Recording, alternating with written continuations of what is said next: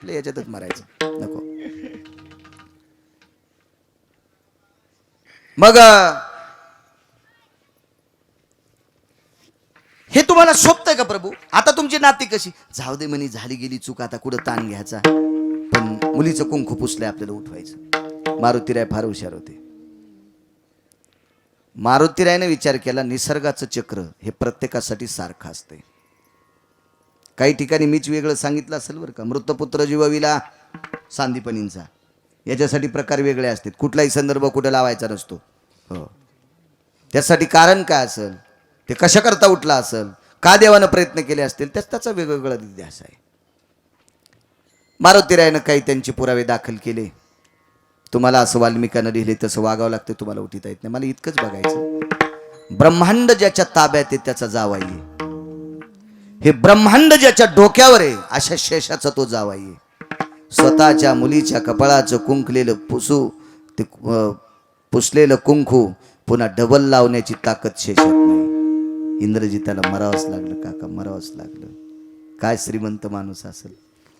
2-2, 10-5, 10-20 हजार रुपये ज्याच्या खिशात आहेत ते वाढदिवस साजरे करायले. चट पैसे उडाल्यावर घरी येतात.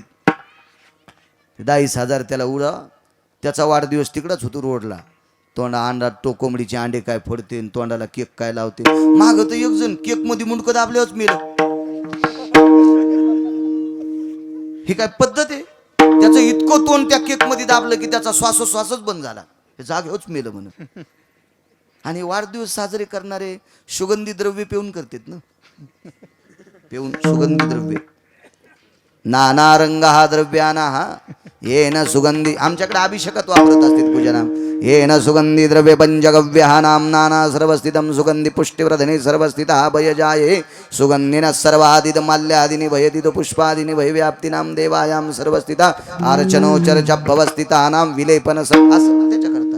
पण इकडे वेगळं वेगळं आहे. नाना रंगानी द्रव्यानी नाना सुगंधानी भयो हो द्रव्यानाम मद मदन नास्तिनाम. हे आता हे असं पिऊन वाढदिवस कर, मग यायला जित हे का मेलय पतात नाही ना. यायनं इतक्या वेळ दाबून धरलं त्याचा श्वासच बंद पडला. ते मेल्यावच आहे ना हात काढे. काय तोंडाला काय लावणं, काय नाटक काय. हे जरा जोरा असल्यावर इतका जोर आहे. त्याच्या गावातले दगड सुद्धा परीस होते. पाषाण परीस भूमी जाबुनंद. अख्खे दगड परीस होते. अख्खी भूमी सुवर्णाची होती. एवढा मोठा श्रीमंत. पण नाही उठता आला इंद्रजित.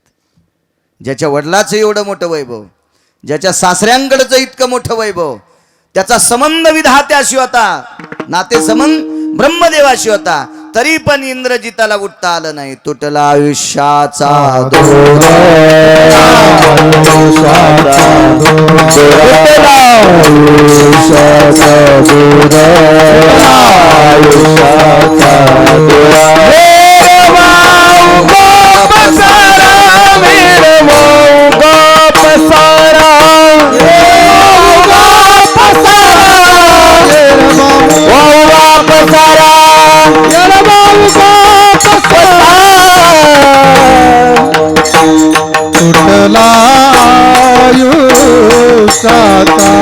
दोरा, तुटला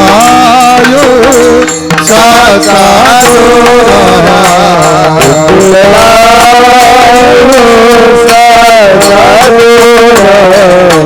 तुटला आयुष्याचा दोरा. गा पसारा बाबा का पसारा धरती धरती राना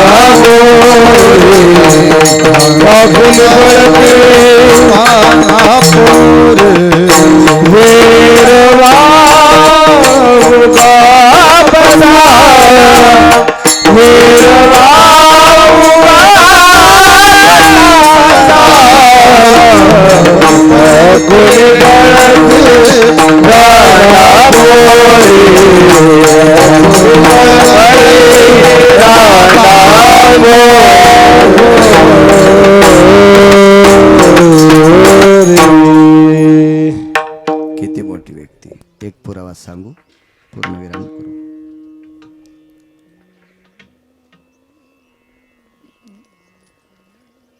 माणसं मोठेपणा करते, मला इतके गाथेपाठ, मला इतके शास्त्रपाठ, मला इतके अभंगपाठ, मला इतके पुराणपाठ, मला वेदाचे श्लोकपाठ. आपण मनानं सांगाल चिटकून घेतो. खरं तर त्या योग्यतेचे आहेत का आपण ते तपासलं पाहिजे. मी मगाशी बोलून गेलो, ज्या पदव्या असतात ना त्या साप खोट्या असतात.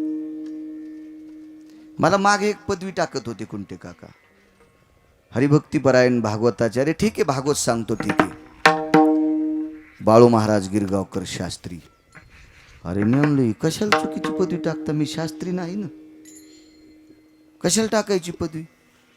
मला कधी कळालं मी शास्त्री नाही म्हणून, मला हौस वाटू लागली. बरं झालं मला शास्त्री पदवी टाकायली. पण ज्या दिवशी पत्रिका रस्त्यात पडली, कुत्र्याला लघवी आली. कुत्र्यानं लघवी करता करता लघवी बंद केली, त्या पत्रिकावर केली नाही. मी त्याला विचारलं का नाही, म्हणला ही पदवी खोटी आहे. मला बोललं कुत्र, बोलतंय मला कधी कधी कुत्र. नाही म्हणे बाळू महाराज, हे तुम्हाला जी शास्त्री पदवी लावली का ही चुकीची आहे, आणि म्हणून मी चुकीच्या ठिकाणी मी सुद्धा लघवी करीत नाही, असं कुत्र म्हणलं मला.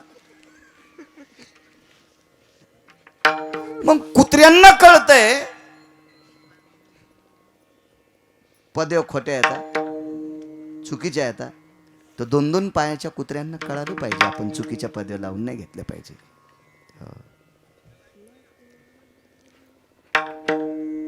काय भक्तीचं टोक असेल एक व्यक्ती बघा.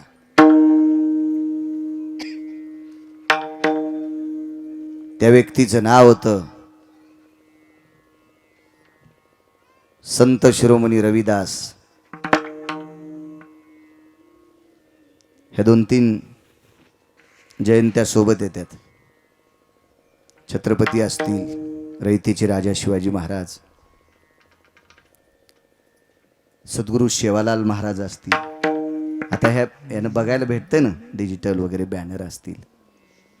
सद्गुरू रविदास, त्यांना कुठे कुठे पुराणात रोहिदास पण असं एक नाव आलंय. रविदास किती अधिकारी लोक बघा. असे भक्तीनं मर्मज्ञ असणारे रविदास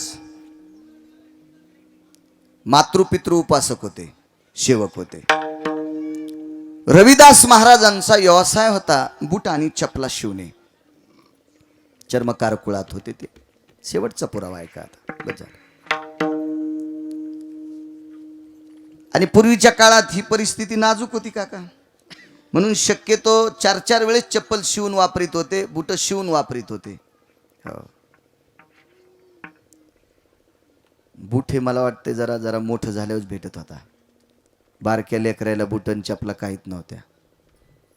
आता झालेल्या लेकराच्या पायाच्या मापाचं बूट, त्याच्या पापाची सॉक्स, त्याच्याच पायाची चप्पल. काय काळ आला, आधुनिकता.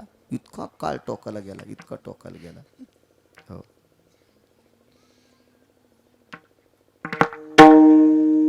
काळ जसा होता. आता लोकांचं वैभव आलं, आपल्या कोण पोटात डबा उठा ऐका नाही, हो द्या ना, काय करायचं आपल्याला, काही विषय नाही. पण आजही काही जुनी माणसं असतील, झोपताना दिवा इझून झोपत होते. रॉकेलच्या चिमण्या होत्या त्या टिपटिपे. आपल्याला जास्त दिवस रॉकेल पुरावं याच्याकरता सगळी जेवणं खावणं झाली की एखादी कोणी माणूस, हे दिवा मालीला का रे, मालीला का म्हणजे विजीला का, ते दिवा इझून झोपत होती. काळ होता, परिस्थिती होत्या तशा.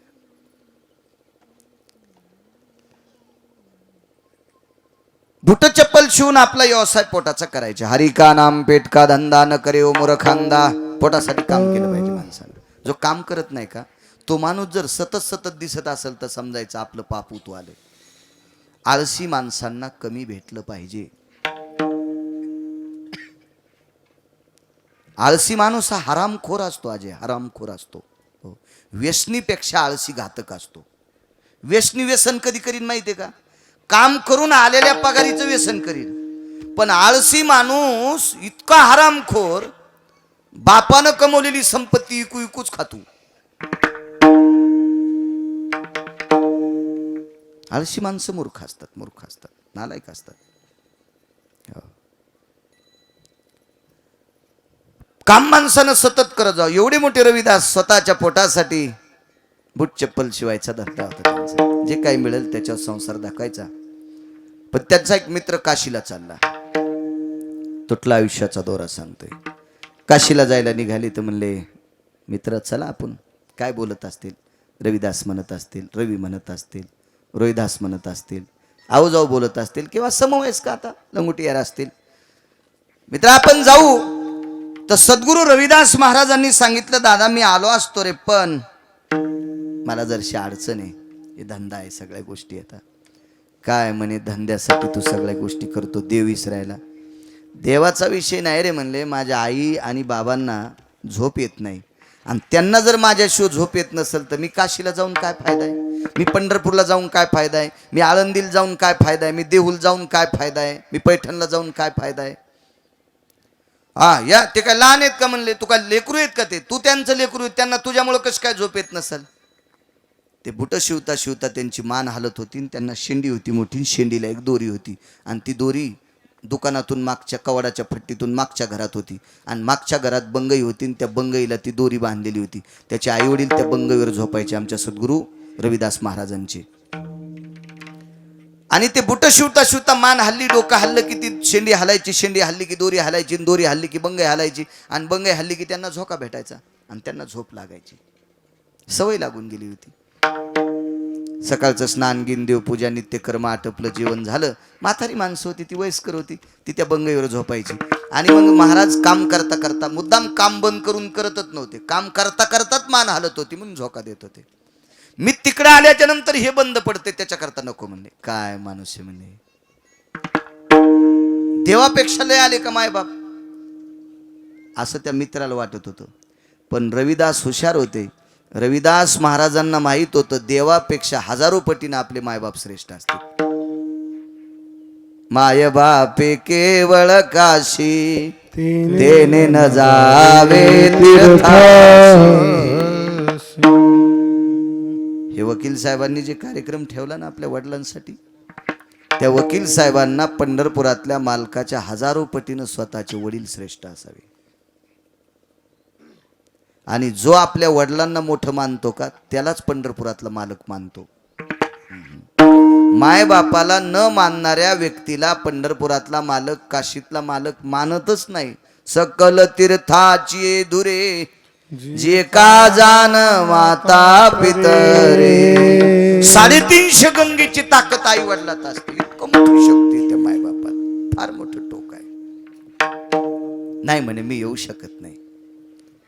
आई बाबाने विचारलं, कोणाला बोलतो रे रवी? बाबा, आई माझे मित्र काशीला चालले, 2 मिनिटं बोलून घे. आईनं त्याच्या मित्राला, आमच्या रविदास महाराजांच्या मित्रांना बोलून घेतलं. काशीला चाललास तू? हो. आणि मुलाला सांगितलं, हे रवी, जी आई तुझ्याकडे काही आहे का रे? आई, एका श्रीमंत माणसाचा जोडा सांधलाय. जोडा म्हणजे बुटन, सांधलं म्हणजे शिवणं. हो, बुट शिवलाय. हे पै आली, पै, पै, खडका, दमडी, कवडी, आडका, लाल पै, डबल पैसा, असे पैसे होते. फार जुना काळ. एक पै आलेली म्हणे, ती दे बरं. ती पै घेतली रविदास महाराजांच्या आईनं, आणि ते त्यांच्या मित्राच्या हातावर टाकली. बाबा, याची पांढऱ्या रंगाची फुलं काशी विश्वनाथाला समर्पित कर. शंकराला पांढरी फुलं आवडतात. देऊन टाक म्हणले एवढी फुलं, देवाच्या पिंडीवर समर्पित कर. आणि पुन्हा सांगितले, रवी दोरा देऊन टाक रे. आता रविदास महाराजाकडे दोरा कोणता होता? बुट शिवायचा. त्या गुंडीतला दोरा उकारला आणि 2 वहू दोरा देऊन टाकला. वहू गुंडाळला असा त्या पैला. त्या काशीला जाणाऱ्या मित्रानं धोत्राच्या गुढ्यात ती पै खोसली, गेले काशीला. काशीत गेल्याच्या नंतर प्रकार असा झाला,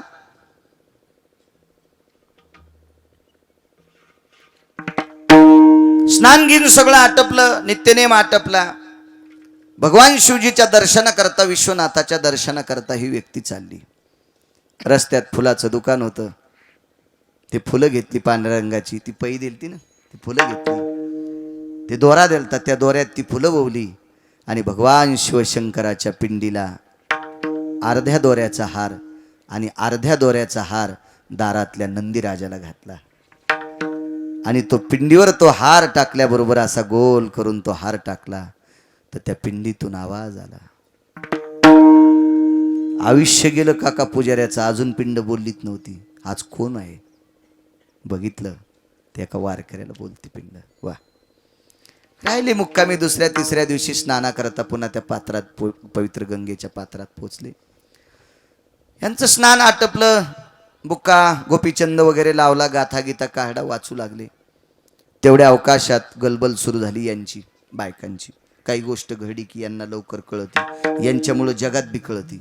जी गोष्ट तुम्हाला लवकर कळवायची ती टीव्हीला, पेपरला, रेडिओला द्यायचीच नाही, कोण्या एका बाईला सांगायचं. 8 दिवसात अख्ख्या विभागात कळती, प्रांतात कळती, कारण हे नंबर 1चं चॅनल आहे. हो, सपादतच नाही काहीच.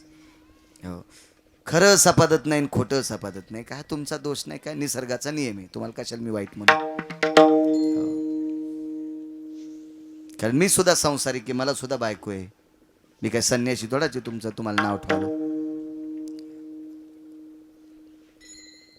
लागलीच बायकांचा कलकलाट. भाई गंगेतून हात आला, गंगेतून हात आला, गंगेतून हात आला. असं काही घडल्यावर यायचं लय लवकर असतं. त्या हाताला हळीत कुंकू दे, हाताला हळीत कुंकू लावत असतात. या कुठं हळीत कुंकू लावतील त्याचा काही मिळच नाही. हो, आता बऱ्याच ठिकाणी गेलं की याचं पाय धुणं, ओवाळणं, कुंकू लावणं. मी म्हणत असतो बाई तू या कपाळाला कुंकू असेल तर मला लाव.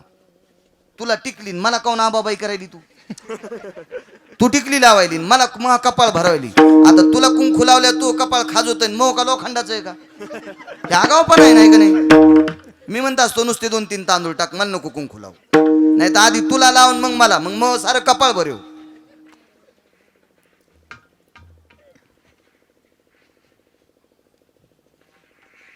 एका व्यसनमुक्ती केंद्रावर मला बोलिलं 5 मिनिटं बोलायला.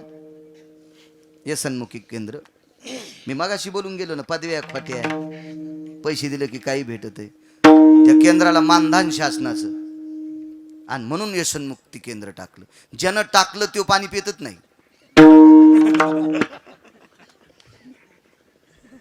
आणि त्या व्यसनमुक्ती केंद्राच्या उद्घाटनाला गिरगावकर कार्यक्रमाचे प्रमुख उपस्थिती पाहुणे. काय पापूत आलं म्हणलं बाळ्या तो.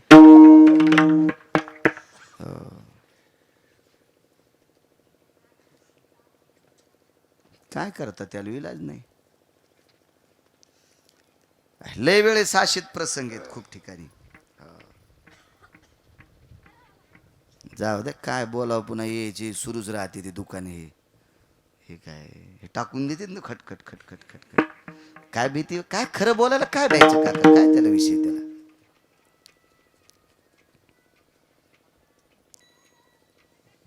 मला एक वाक्य फार अंतकरणाला भिडलं. एक मागे 1 महिना होऊन गेला असेल त्या माऊलीला. ज्या बाईनं आमच्या पोरायला एक मोबाईल आहे, त्या अभ्यास निघले होते ना घरी बसून करायचे, तर त्या आमच्या लेकरायनं ते एक मला पिक्चर दाखिला, जरासा 10 मिनिटच बघायला भेटला. वैकुंठवाशी सिंधुताई सपकाळ. त्या माऊलीचं एक वाक्य लय पटलं. या देशात पदवी जरी भेटत असेल तर जिवंतपणी भेटतच नाही. आणि जिवंतपणी ज्याला भेटतात त्याच्या 70% खोट्यालाच भेटतात. हो, पुरस्कार काय असते, काय त्या माऊलीचं कार्य हो, काय त्या संसाराची व्यथा, काय लहानपण, काय लग्नाची अवस्था, काय तारुण्यातली अवस्था, आणि काय जीवन जगली ती माऊली. ह्या अशा स्त्रिया देशासाठी साध्वी येतात. हो, हजारो महाराजांच्या पलीकडच्या स्त्रिया आहेत त्या. हो, हजारो समाजकार्यांच्या पलीकडचं कार्य स्त्रियांचं. काय लेकरं सांभाळायचे, काय अनाथाच्या मुली सांभाळायच्या, काय अनाथाची लेकरं सांभाळायची, काय त्यांची 1-2 भाषणं ऐकली मी संस्कृतीच्या बाबतीत. काय गोड सांगतात, किती गोड किती गोड किती गोड. हजारो पदव्या शासनानं अशा लोकांना द्यायला पाहिजे, हजारो पाठ थापटायला पाहिजे अशाची. काय होतं माहितीये का, दिवसभर उभाटे आऊत हाणायचं काका. आणि 5 वाजता बैलाच्या गळ्यातलं जोतं काढताना बैलाचं नाव घेऊन जर थाप टाकली ना त्याच्या पाठीवर तर बैल शेपूटवरी करतो. म्हणजे जनावराला सुद्धा थाप आवडती. एखादा माणूस जर चांगलं काम करीत असेल, एखादी स्त्री जर चांगलं काम करीत असेल तर शासनानं त्याला पुरस्काराची थाप द्यावा, म्हणजे जेणेकरून ते पुन्हा चांगलं करत राहील. असे गोड पुरस्कार भेटले पाहिजे चांगल्यांना, खऱ्यांना खऱ्यांना. हो.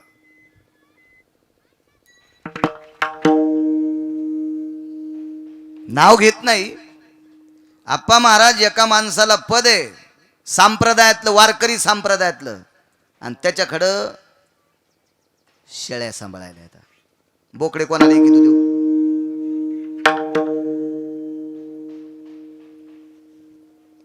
आणि त्या परिसरातला मी वारकरी संप्रदायातला आमकाय म्हणतो. त्यांनी सांभाळावं शेळ्या. कसं शक्य? सांभाळून असं मला वाटत नाही, म्हणत नाही. नाही, शेळी पालन आहे, त्याला गोट पालन, शासनाचे निधी आहेत वगैरे सगळे आहेत. पण तू महाराज आहे ना, ठीक आहे. बाळू महाराजाला काही जरी उत्पन्न, मी कुक्कुट पालन टाकावं का? मी एखादी फॅक्टरी टाकावा, एखादी आडत टाकावा. काय शेतीमध्ये काजू बदाम पिस्ता काय लावायचे तर लावावा. ते कोण ऐकणाऱ्यासाठी दुसरी लोक आहेत. मी नाही करावं ते, मी नाही करावं. मला काय बोलता येईल मला सांगा तुम्ही. काय तुम्हाला उपदेश करता येईल? नियम आहे त्याला. प्रत्येकानं आपोआपले नियम सांभाळले पाहिजे, आणि ते नियम सांभाळले की पुढच्याने त्याचं कौतुक केलं पाहिजे. पण होत नाही. चला, त्या हात वरी आला, त्या हळीत कुंकू लाव, काही लाव, सुरू यायचा कार्यक्रम. काही लावत. मी नेहमी सांगत असतो, तुम्ही कोण्याही मंदिरात जा, मंदिराच्या पाठीमागून पेढा आणि हळीत कुंकू लावलेलं दिसल. पेढा चिटकिलेला आणि हळीत कुंकू लावलेलं. मला कोण्याही व्यक्तीनं सांगा, देव मागून खातू का? देवाचं तोंड कोणीकडे इकडं, पाठीमागून भिंत, भिंतीच्या मागून पेढा चिटकेला कसा खाता येईल? हो हो हो. हा किती येडेपण आहे काका. तोंडाला लावणं बी चुकी. नैवेद्य हा दाखवत असते, ठुत पण नसते. नैवेद्य दाखवायचा, त्याच्यावर तुळशीचं पान, काय कण्या आंबाड्या घुगऱ्या काय असतील, त्या तुळशीचं पान ठेवायचं, पाणी तुकडा मोडायचा, पाणी फिरवायचं, देवाला असा दाखवायचा, आणि पुन्हा नैवेद्य घेऊन यायचा. देवाच्या तोंडात पेढा. तेव तर खातच नाही, कारण ही नवऱ्याला नीट बोलत नाही. हिच्या हाताने पांडुरंग कसा पेढा खाईल? आणि उलट त्या सगळ्या मुंग्या त्याच्या तोंडात त्या पेढ्यामुळं. हो, गुळ चिटकी त्यान, पेढा चिटकी त्यान. काय आगाऊपणा आहे. मंदिराच्या मागूनचे पेढा चिटकी त्यान, हळीत कुंकू मागून लावत्यान. संक्रांतीच्या दिवशी तिळगुळ इकून लाडू लावला पाहिजे. इकून खाय खाय लाडू खाय. काय खाल्ला की रूमनच आणायचं. खाय लाडू इकून. ती म्हणे इकून नाही, इकून नाही. तू मंदिरात कसा इकून लावती, तुला इकूनच खायचा, आणायचंच रूमनं. चुकीच्या गोष्टी आहेत त्या. काही काही बी नियम. ज्ञानोबराय तुकोबरायच्या राज्यातल्या लोकांनी पांचट नियम पाळायचे नाही. पांचट नियम नाही, त्या नियमाला किंमत नाही. सात्विक सदाचारी, शास्त्राने सांगितलेली, पुराणानं सांगितलेली, वेदानं सांगितलेली अनुकरण आपण करायची. काही करतात, काही करतात, काही पण. हो होय. आजचं काही काही लोक जेवत नाहीत. मी वर्ष श्राद्धाचं खातच नाही. हो, धाब्यावाल्याची बिल देईनच तू. हा, आणि त्या धाब्यावर त्यानं तुला काय कापून खाऊ घातलं याचा मेळ नाही. ते कोण्या दिवशी कापलेलं आहे त्याचा मेळ नाही. आणि माणसाने माणसासाठी जीवन जगलेल्या, आपण प्रत्यक्ष ज्या माणसाला निरोप दिलाय त्याला पेटून दिलंय, आणि त्या माणसाच्या वर्ष श्राद्धाचं खात नाही. नालाय की घोरपडी धरी तू. याच्या अंगाचा वास घेतल्यावर ढवळ्या कोंबड्यासारखा येतो, आणि ते म्हणतो मी श्राद्धाचं खात नाही. सुगंधा नदीत बुडवायला पाहिजे. हा, वरून JCB घालायला पाहिजे. नालाय का? कुठून सांगतो रे तू शास्त्र? ठीक आहे, नियम असतील. मी ते धाब्यावर ठेवत नाही नियम काका. पण येती योगी जपी तपी अनुरागी कोणी असेल त्यांच्यासाठी नियम. अहो तुम्ही आम्ही भरकी माणसं आहेत. आपण सामान्य माणसं आहेत, गौरातली माणसं आहेत, 4 लोकात वावरणारी माणसं आहेत. आपण कुठलेही नियम डोक्याचे बांधून गुड घ्यायला नाही, डोक्याचे सोडून गुड घ्यायला बांधायचे नाही. काही हो, एक जण काशीला गेला आणि म्हणला आपण कपात चहा पित नाहीत. म्हणलं बुटात पितो का मग? कपात पित नाही नाही, कशात बुटात पितो. तो काशीला गेला, काय नवलाची गोष्ट आहे, काय दिवा लावला असतो काशीत जाऊन, ज्याच्या संघ गेला त्याचे पैसे दिले नाही, आणि तरी म्हणतो मी काशी केली. तो दुसऱ्याची काशी केलीस काश्या. आणि तू काय बुटात पेत नाही, कशात पेत नाही, काय नाटक आहे सगळे.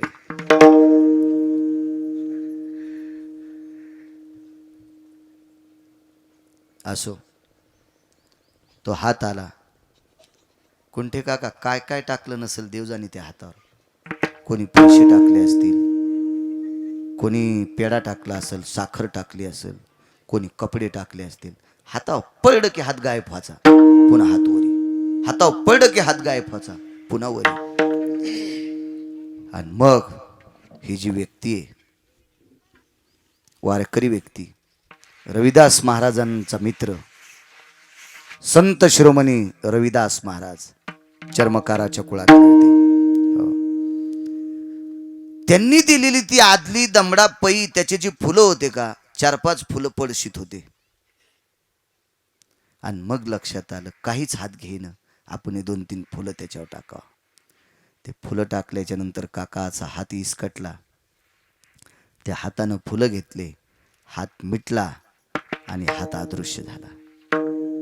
सगळी लोक त्या वारकऱ्याकडे पाहत होती. साधं धोतर आहे, साधं शर्ट आहे, साधी निमस्ती आहे, गोपीचंद लावलेला आहे, फेटा आहे, पतड्याची वळकटी आहे, साधा व्यक्ती. आपण पैसे टाकले तरी घेतले नाही, फुलं टाकल्यावर घेतले. त्या वारकऱ्याच्या त्या दिवशी लक्षात आला, फुलं आपल्या हाताने घेतली असतील, पण फुलं तर पैशाची रविदास महाराजांची आहेत. आणि सुदाम कष्टाचा दाम होता, कष्टाचा. बुट चपला शिवून मिळलेली पैसे होती, बुट चपला शिवून मिळलेली पैसे होती. काका तितक्यानं हात थांबला नाही. 5 मिनिटाच्या नंतर हात वरी आला आणि त्या हातात एक कंगन होतं. कंगन, हे कंगन घ्यायला लय जणायच्या उड्या पडल्यानं, हात लावला की हात लावायचं की कंगन अदृश्य व्हायचं. मग सगळे लोक म्हणले, का हो तुम्ही टाकलेली फुलं हाताने घेतले, तुम्हाला कंगन भेटन. ते म्हणला, मी वारकरी आहे बाबा, मी काही घेत नसतो. सोने रुपये आम्हा मृतिके समान, माणिक पाषाण खडे जैसे. नको म्हणले. घरी आले. घरी आल्याच्या नंतर काशीतला प्रसाद घेऊन रविदास महाराजांना तो मित्र आला. म्हणे, रविदास, अशी अशी घटना घडली. तू दिलेली फुलं भगवान शिवजीला टाकल्याच्या नंतर त्याच्यामध्ये आवाज आला. नंदीराजा प्रसन्न झाले. तू दिलेल्या पैशाची फुलं हातावर टाकल्यावर त्या पवित्र गंगा मातेनं, जलदेवतेनं फुलं स्वीकारले. किती मोठा अधिकार आहे. रविदासांचे डोळे भरून आले. बाळा, एक सांगू, पुन्हा काही दिसलं होतं का? काही नाही म्हणे, कंगन आलता हातात. काका, चमडे भिजवायचं एक दगडाचं कुंड होतं, कुंड. त्या कुंडात रविदास महाराजांनी हात घातला आणि त्याच्यातून कंगन दाखिलं. कंगन दाखिलं, कंगन. काय ताकद असेल या वारकऱ्यांची. नियत तेरी अच्छी है तो किस्मत तेरी दासी है, कर्म तेरा अच्छा है तो घर में मथुरा काशी है. नियत तेरी अच्छी है तो किस्मत तेरी दासी है. काय नीतिमत्ता असेल, काय वागणं असेल. प्रत्यक्ष विश्वनाथाने कंगन घरी पाठवा, मायबापाच्या सेवेचं पुण्य. पण आज त्या रविदास महाराजांना सुद्धा जावं लागले. तुटला आयुष्याचा दोर, विढोबा रखुमाई, विढोबा रखुमाई, विढोबा रखुमाई, रखुमाई, विढोबा रखुमाई, रखुमाई,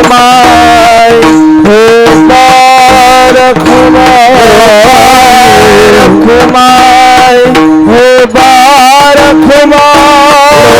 रखुमाई,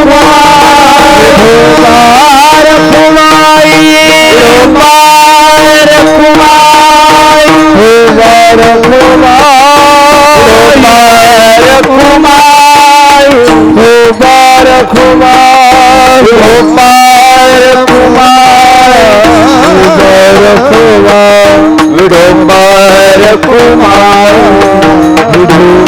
रखुमाई, ज्ञानांचे अत्यंत सर्व ज्ञानांचे राजे ज्ञानोबा राहिले. तुकिता अहो ब्रह्मदेव तुल्य करत असताना ज्या तुकोबरायचं एक अक्षर गाथ्यातलं तराजूत टाकावा आणि हजारो ब्रह्मदेव तराजूत टाकावा तरी ते फलकटे. तुल्य असती तो भवा इतकी ताकद. म्हणून तुकाराम तुकिता तुलनेशी ब्रह्म तुकाशी आले नोनी रामेश्वरी चरणी मस्तक ठेवी. काय तुकोबरायची व्याख्या आहे? कोणाला म्हणायचं नामदेव? ज्याच्या जिव्हागरी नाना प्रकारच्या अभंगाची रचना आहे ते नामदेव. नामाचा प्रचार नुसत्या महाराष्ट्रात नाही, दुसऱ्या राज्यात पंजाब पर्यंत प्रचार केला नामाचा ते नामदेव आहे. कोण चोख उभं आहे? काय चोख अंतकरण असेल त्या चोख उभं राहायचं. जातीला काय गुंडाळता? अशी एकही जात नाही त्या जातीत नालायक माणसं नाहीत. प्रत्येक जातीत हलकट माणसं आहेत. प्रत्येक जातीत. भारतात अशी एकही जात नाही की त्या जातीत हलकट माणसं नाहीत आणि एकही जात नाही की त्या जातीत चांगले माणसं नाहीत. प्रत्येक जातीत चांगली माणसं येतं आणि प्रत्येक जातीत हलकट माणसं येतं. पोरापोरीचे लग्न करण्यापुरतं नाटकं करायचे असं एखाद्या जातीला नाव ठेवायचा आपल्याला अधिकार नाही. कोण चोख उभं आहे? ज्याचं दर्शन घेतल्याशिवाय वृत्ती चोख होत नाही. अगोदर त्या व्यक्तीचं दर्शन घ्या. मन चोख ठेवा, वृत्ती चोख ठेवा, अंतकरण चोख ठेवा आणि मग विटेवरचा मालक म्हणतो माझ्या दर्शना करता या. जगाच्या मालकानं ज्यांच्या आस्ती पितांबरात घ्याव्या आणि स्वतः समाधी द्यावी एवढे मोठे अधिकारी चोख उभं आहे. काय पदवी होत्या? वैराग्याचा मेरू तो गोरा कुंभार तोडियले कराण्यासाठी विवेकासहित धगधगीचं ज्वाळा अग्नी जायचं. अत्यंत विवेकाचं बळ होतं. धगधगतावीस तो हे टोक होतं. काही काही लोक अधिकारी होते म्हणून त्या पदव्या शोभत होत्या. चला स्वामी रामांची पदवी काय पदवी होती? शंकराचार्य करवीर पीठाचे 2 वर्ष शंकराचार्य पद आले तिथं. त्या क्रोधी बाबांनी आलिंगन दिलं. पांघरायचं आणि बसायचं जे पोतडं होतं एक स्वतःला घेतलं आणि दुसरं पांघरायचं पोतडं स्वामी रामांना बसायला टाकलं. तुटला आयुष्याचा दोरा सांग आणि उजव्या मांडीला स्वामी राम बसले. पंडित उभा होता तो.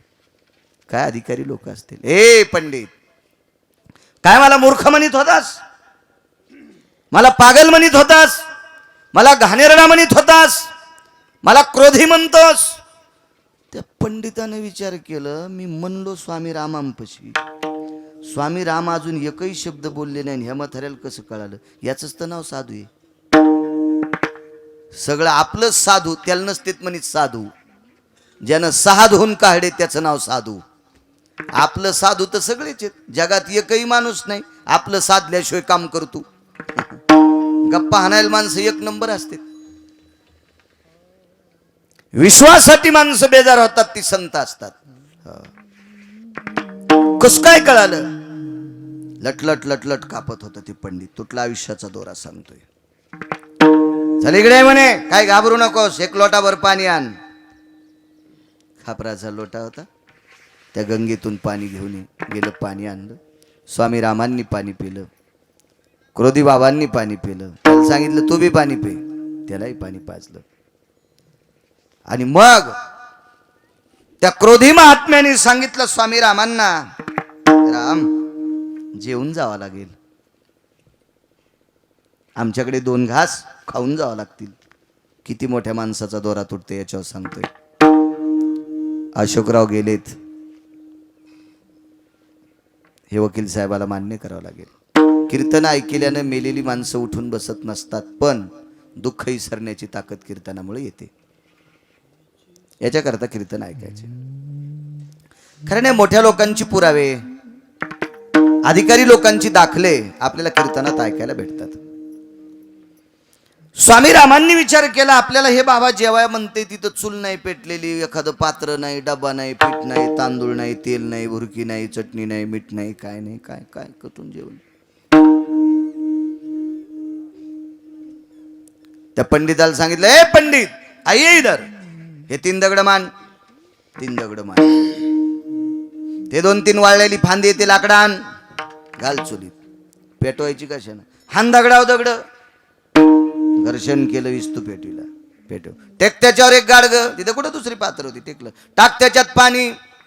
लाव जाळ. याच्यात काय टाकायचं इकडे म्हणले. मांडी खालचा सुरा काढा. मांडी खाली सुरा होता आणि ते सुरा पंडिताच्या हातात द्यायला आणि सांगितलं इथं पवित्र गंगा वाहती, त्या गंगेमध्ये एक प्रेत वाहत आलंय. मड प्रेत वाहत आले. प्रेत आपल्याकडे 3 संस्कार आहेत. मी त्या दिवशी सांगितलं काका तुमच्या कार्यक्रमात. आपल्याकडे दफनविधी आहे, दहनविधी आहे आणि पाण्यात सोडतात. शक्यतो महाराष्ट्रात 2 विधी प्रचलित आहेत. माणसाला मेल्यावर पेटवतात किंवा मातीमध्ये गाडतात. आणि तिसरा प्रकार आहे पवित्र गंगेत त्याला सोडून देतात. हा भारतीय संस्कृतीतला आहे. आपल्या संप्रदायाच्या नियमात हे 3 अंत्यविधी बसतात. बाकीच्यांचं आपल्याला काय करायचं. एक प्रेत वाहत आले म्हणे, त्या प्रेताची उजव्या मांडीचं मांस काढून आण. लट कापत होता पंडित. या पदव्या घ्यायला बरं वाटते माणसाला. पदव्या अंगाला चिटकून घ्यायला बरं वाटत असते. थर थर थर थर कापत होत. त्या क्रोधी बाबांनी सांगितलं बेटा मानातच सुरा हाणील, ते कापून आण मांडी, उजवी मांडी काप, त्याचं सगळं मांस काढून आण त्या प्रेताचं. अरे बापरे म्हणलं, आयुष्यभर कधी कोणाला टाचण टोचली नाही, चिमटा घेतला नाही, प्रेताची मांडी कापून आणायची. आण मी सांगतो ते. आता ते साधू आहे, त्याच्या लक्षात आलं यानं घरी निंदा केलेली, इथं कळत ती आरती कुठे ह्याच्या नादी लागाव.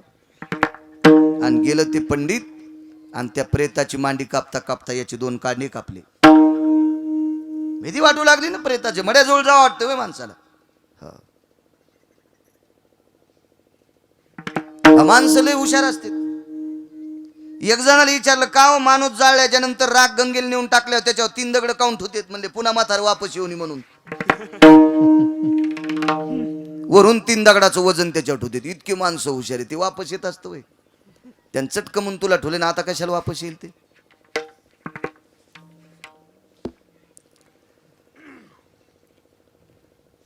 एका कपड्यामध्ये ते मांस बांधून आणलं. टाक त्या गाडग्यात.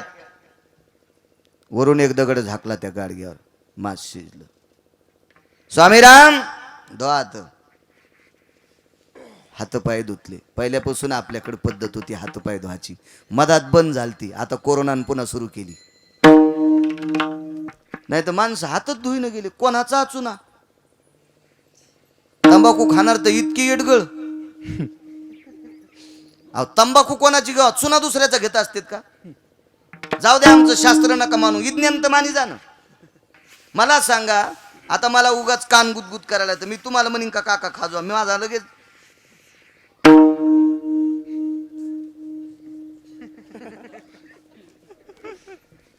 दुसरीकडे नाही लाईत. आता बस झालं 2-3 जागा. आणि तंबाखूची सलब झाल्यावर ते बोट कुठं पुन्हा. आणि ते आमचं बोट गेलेलं पुन्हा तुम्ही चुना त्यो मागता. अरे चुन्या असं काही खात असतात करी येडगळा. निदान चुना तरी स्वतःचा वापरी जाईल. यायला लय नाद असते तंबाखू खायची. 4-5 जणी आहेत इथं. टकटक दिसतात मला कोण कोण खात्यात ते. धमक येतं काजू खा, बदाम खा, पिस्ता खा, सडलेली पानं खायची आपली. काही कोरोनाने शिकले हातपाय धुवायची. माणसं मूर्खासारखी तिकून आले की जशी आले की लगेच जेवायला. अरे हातपाय धुई, आमक धुई, तोंड धुई, गुळणा कर, चूळ भर. शास्त्र आहे आपल्याकडे. हातपाय धुतले, पात्र टाकली, जेवायला बसली. जेवायला बसल्याच्या नंतर हा जो पंडित होता केदारनाथचा, त्या पंडितानं स्वामी रामांना सांगितलं, स्वामी तुमच्यामुळं माझे आज नियम मोडायलेत. काय, आज मांस खावं लागायले आणि ते पण माणसाचं.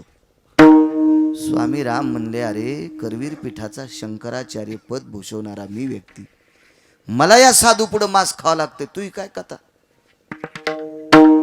काही गोष्टी सहन केल्या पाहिजे ना. बा लग्नामध्ये नवरदेवाच्या माईलाच वरण पुरलं नाही तर बाकीच्या म्हणल्या वरणच नाही, तू मुकाट्या बसणं मंजुळा. नवरदेवाची माय उपाशी तू येड्यावनी काऊन करायली. तू मुकाट्यानं गाडीत बसून आली, जा ग मुकाट्यानं वापस.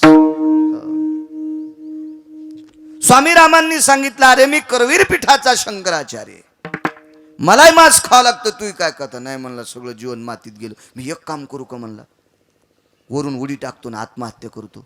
तिथेही तू अनासच म्हणले, तुला पुन्हा हा देह भेटणार नाही. भीतीपोट बसले का पंडित जेवायला. क्रोधी बाबा जेवायला बसले. मधात स्वामीरामांच्या बाजूला तो पंडित. त्या क्रोधी बाबानं सांगितलं, ए पंडित, आण ते स्वयंपाक शिजलाय, आण ते गाडगं उचलून. या पंडितानं स्वतः प्रेताच्या मांडीचं मांस, मड्याच्या मांडीचं मांस त्या गाडग्यात शिजू घातलेलं होतं. त्या गाडग्यावरचा दगड काढा, मधात पाहिलंच नाही ना, कसं सतवून करू लागलं ना, हे माणसाचं शिजायले ना. आणि ते गाडगं आणलं, आणि त्यात तिथे काय पळी नाही, चमचा नाही, काय नाही, भातवाडी नाही, काय नाही. ते गाडगा असं शिरीचिलं. पहिल्यानं स्वामीरामांच्या पात्रावर, दुसऱ्यांदा क्रोधी बाबाच्या पात्रावर, आणि तिसऱ्यांदा त्याच्या पात्रावर. गाडगं खाली टेकल्याच्या नंतर मांडी घालून बसतो, त्यावेळेला त्याच्यातून गावरान तुपातली मिठाई पडत होती. मिठाई पडत होती. काय ताकद असेल या लोकांची. एक योगाची क्रिया आहे, एक सिद्ध पुरुषाची लक्षण येते, अधिकारी योगाची लक्षण येते. अहो, मांसाचं अन्न करता येते, सामान्य ताकद असते. बघा, 750 पानाचा ग्रंथ आहे हिमालयातल्या साधूंचे चरित्र म्हणून. वाचा, कधी कधी वाचा. तुम्हाला मोबाईलवर पण वाचायला भेटेल. हो, पण मोबाईलवर इतकं 2-2 वाजूस तर नुसते उघडे चित्र पाहिले. याला चॅटिंग, त्याला चॅटिंग, इकडं ते निवडून आलं, तिकडं ते पडलं. कुठं तुम्ही मेवणी उभी होती, आणि कोणी निवडून आलं तर तुला इकडे दारेत धरायचे. तू काऊन येडेवानी करायला, तुला काय घेणे त्याच्याहून. आपटू बेजार व्हायला. बघा, अधिकारी, हा भारत देश इतका पवित्र आहे. मी त्या दिवशी सांगितलं, या देशासारखी पवित्रता, या देशासारखी शौर्याची गाथा, या देशासारखी पवित्र माती जगात कुठंच सापडणार नाही. इतकं मोठं टोक आहे. त्या क्रोधी महात्म्याने स्वतःच्या कर्तव्याच्या बळावर स्वामी रामांनी स्वतःचा पुरावा दिला. स्वामी राम म्हणजे फार जुनी माणसं नाहीत, 1949. हो, स्वातंत्र्याच्या काळातली लोकही, ज्या व्यक्तीनं मांसाचं अन्न तयार करावा, ही व्यक्ती, ही एवढा अधिकार त्या व्यक्तीचा. पण आज ती व्यक्ती सुद्धा नाही, त्या व्यक्तीच्या सुद्धा आयुष्याची माळ तुटली. म्हणून तुटला साचा दोरा, तुटला साचा दोरा, तुटला साचा दोरा, तुटला साचा दोरा. वेरवा पसारा, वेरवा पसारा, तापुनी बळती रांदा पोरे, तापुनी बळती रांदा पोरे. वेरवा पसारा, वेरवा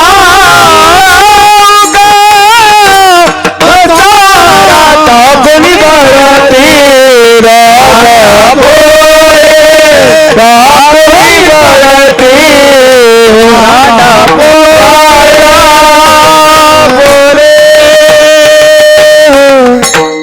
काय ताकद महाराज. आपण कोण्या मापात बसू शकतो याच्यात? काहीच नाही. एवढी मोठी शक्ती. यांच्यावरच बोलतोय. एकदा स्वामीराम एका पवित्र गंगेच्या पात्रात अनुष्ठानाला बसले.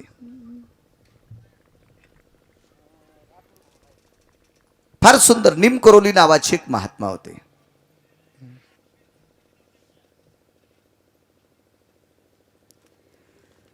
विरक्त त्यागाचे प्रतीक लोक होते.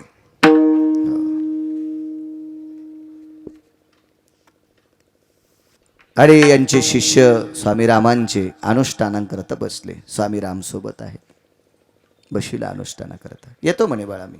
या म्हणले गुरुजी. पहिला दिवस ठीक झाला, दुसऱ्या दिवशी खायचं काय? अनुष्ठानाला साधू बसला म्हणून लोक काय करत होते काका?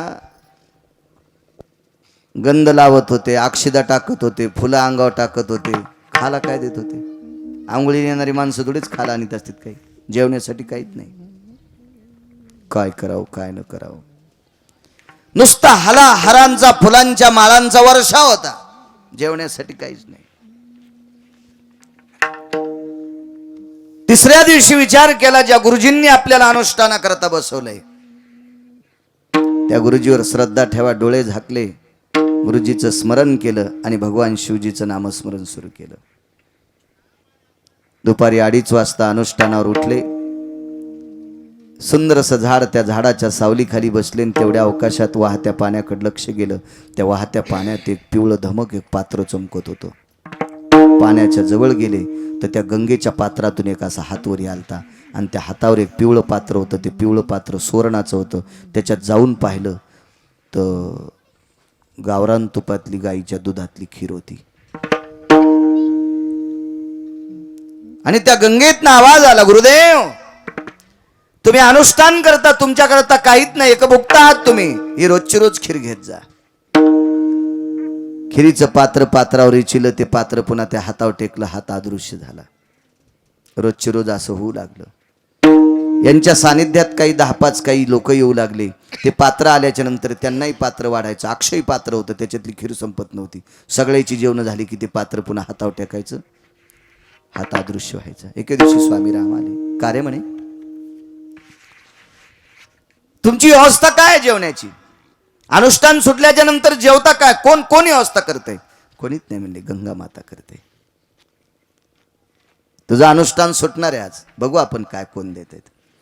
अनुष्ठान सुटलं. दोघं स्वामीराम आणि त्यांचे शिष्य बसले. पाहिलं समोर तर गंगेच्या पात्रातून दिव्य असा तेजस्वी हात आला जलदेवतेचा आणि त्या हातावर सुवर्णाचं पात्र होतं. ते पात्र उचलून आणलं, वाढलं, त्या खिरीचं सेवन केलं आणि स्वामीरामांनी शिष्याला सांगितलं, अरे अख्खं जीवन तू भगवंताचं नामस्मरण करतो, तू सकाम भक्त आहेस, निष्काम नाही. आता हे पात्र हातावर न टेकता गंगेच्या पात्रात सोडून दे, वाहत्या पाण्यात, म्हणजे उद्या तुला खीर येणार नाही. हातही गायब, पात्रही गायब. दृष्टांत संपला. ज्यानं केलेल्या भजनाची महती इतकी टोकाला पोचली की भगवान शिवशंकराच्या जटेतून वाहणारी गंगा, म्हणून तर गंगाधर नाव पडलं शंकराला, गंगाधर. ह्या जटेतून वाहणारी पवित्र अनंत पाप्याचं पाप धुणारी पवित्र गंगा, ती गंगा एका नामधारकाला स्वतः अन्नपूर्णा होऊन पात्र पुरवते. त्या व्यक्तीचा अधिकार किती मोठा असेल काका. गंगा खिरीचं पात्र पाठवते, सुवर्णाच्या पात्रात खीर पाठवते, खीर. त्या साधूचा अधिकार किती मोठा असेल. एवढ्या टोकाला गेलेला साधू, पण त्याही साधूच्या आयुष्याची माळ तुटली. तुटला आयुष्याचा दोरा, तुटला आयुष्याचा दोरा, तुटला आयुष्याचा दोरा, तुटला आयुष्याचा दोरा. हो वेरवाऊका पसरा, वेरवाऊका पसरा, फाकुन बळतीरा ना पोरे, फाकुन बळतीरा ना पोरे.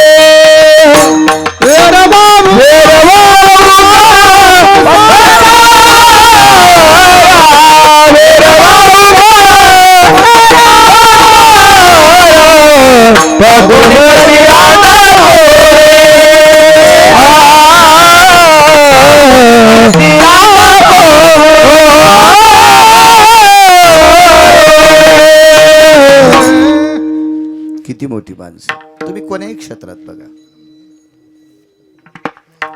पुराणातले नाना प्रकारचे प्रसंग बघा, लक्षात घ्या. रावण किती मोठा होता. ज्याच्या प्रधानाने जांभळी दिल्याच्या नंतर यमाचं धोतर सुटत होतं. प्रस्थ नावाचा प्रधान, एवढा मोठा अधिकारी रावणाचा प्रधान.